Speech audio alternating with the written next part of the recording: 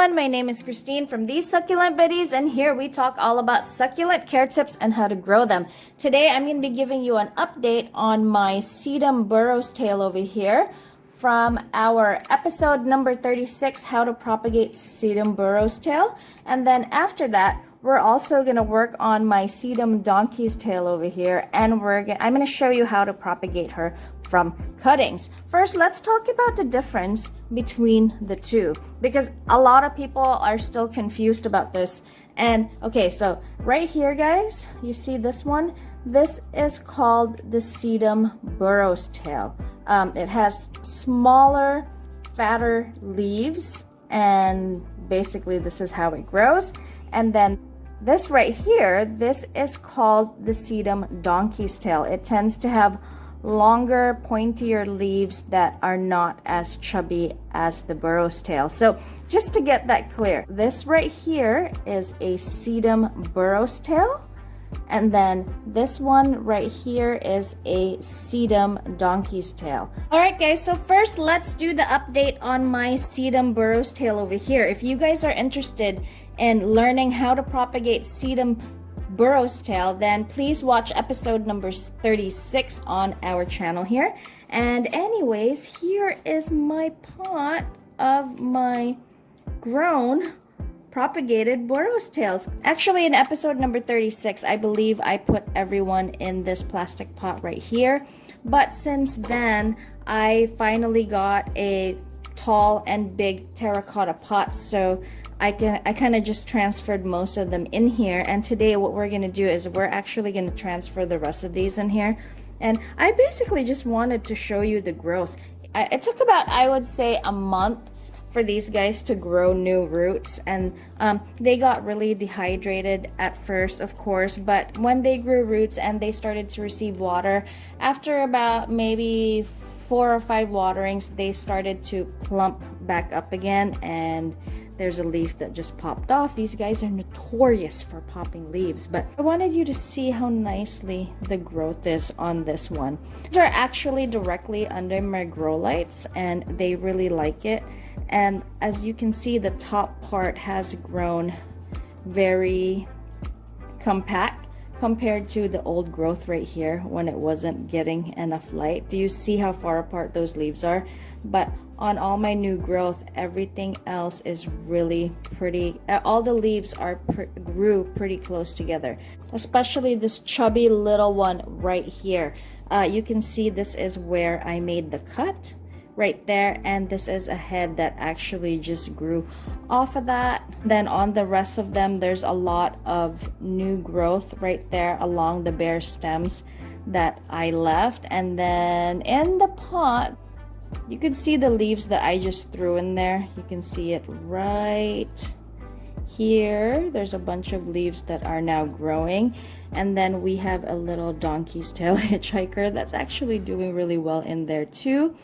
But a lot of them have split into 2 heads or are growing new babies. Basically, they are really liking the grow lights that I have them under. Right now, they're not outdoors because it's our rainy season, and these guys can get overwatered pretty easily. So I am just keeping them indoors for now until it's safe to put them outside again without the fear of getting overwatered by rain every day. This one right here split into 2 heads. The cut is somewhere in there in the middle. This one split into 2 heads as well.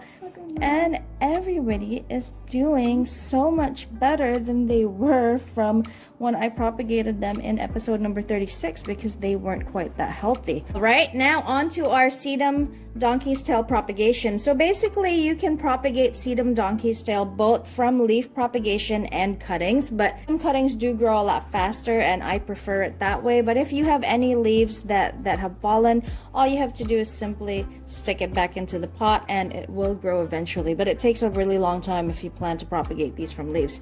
So it's really simple. You just take cutting like this. You want to leave some of the stem behind, like this one bare, because more heads will grow out of that stem, and then you can have a bunch of new babies. And then what you do is you simply dip the cut end into cinnamon. This is cinnamon that I have right here in a small container, so I don't have to waste so much.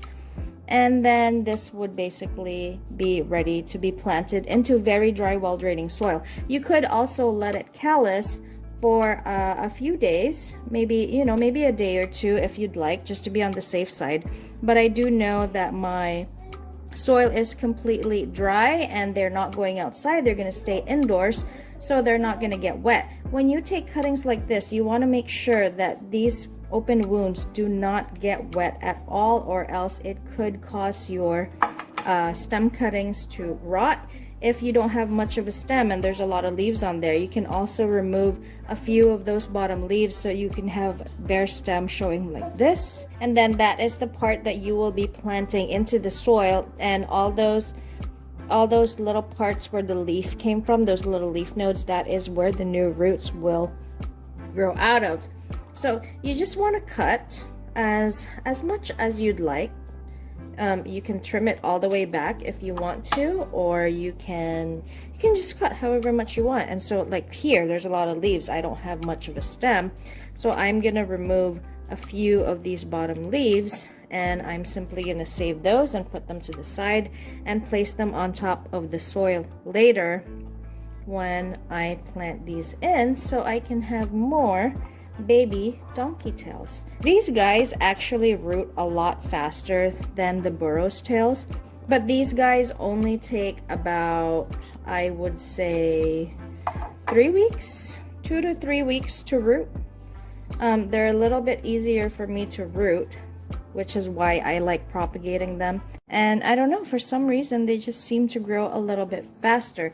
That all depends on the amount of light that you give them. The more light that you provide these guys, the faster they grow and the more compact and nicer they look. I'm basically starting a whole new pot here. I've actually had this for a while, and because it wasn't getting as much light as I would have liked it to, it's not as nice looking.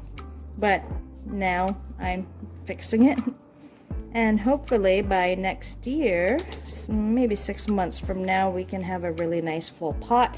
And then this pot right here where I took all the cuttings will also be nice and full again.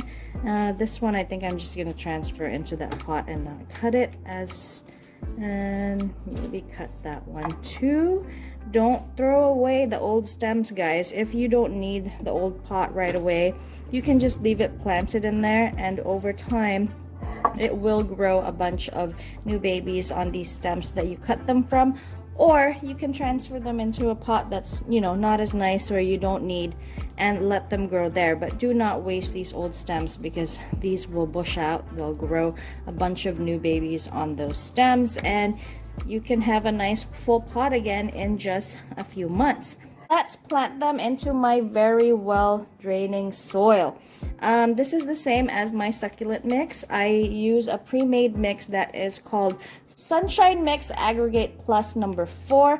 My succulents really like it. If you don't have that available in your stores, you can simply buy any potting mix or any succulent mix. Make sure it's not potting soil, okay? Potting mix or any succulent mix of your choice. And you can add perlite 50-50. It would pretty much be the same thing. You can add some cocoa peat if you'd like to make it even, to make the soil even airier. And you just basically place these cuttings where you want them to go in your pot. I know it's not much right now, but give me a few months and this will be a nice full pot, just like my Sedum burro's tail. I kind of like to place them like this because I want them to hang one way. Because of the spot where I'm gonna hang them, this is basically where the light's gonna face, and I want the new growth to be nice and compact. And the easiest way to plant these guys pretty much and propagate is to plant them as cuttings, and they will root for you in about 3 to 4 weeks. Remember my number 1 rule when it comes to succulent cuttings: no roots, no water. watering them when they do not have roots yet can cause those stems to rot. And if they have no roots, guys, they have no way of taking in water anyways, so why risk it?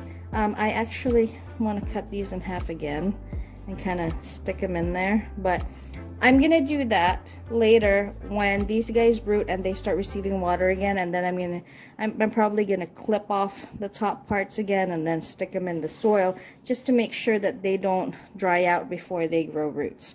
Forget all those leaves that you took off from the stems so you can have some stem. Just simply sprinkle them on top of the soil like this. They will eventually grow new babies and grow as new plants, and that will help fill up your pot faster over time. So guys, that's it. That's pretty much how you propagate our sedum donkey's tail. If you want to know how to propagate sedum burro's tail, it is episode number 36 on our channel, so make sure you give that a watch. And again, sedum burro's tail, sedum donkey's tail. I hope you guys enjoyed this video. If you have any questions, please leave a comment down below and I will get back to you as soon as I can. Again, this is Christine from These Succulent Biddies. Don't forget to comment, like, and subscribe, and I will see you on the next one. Thank you.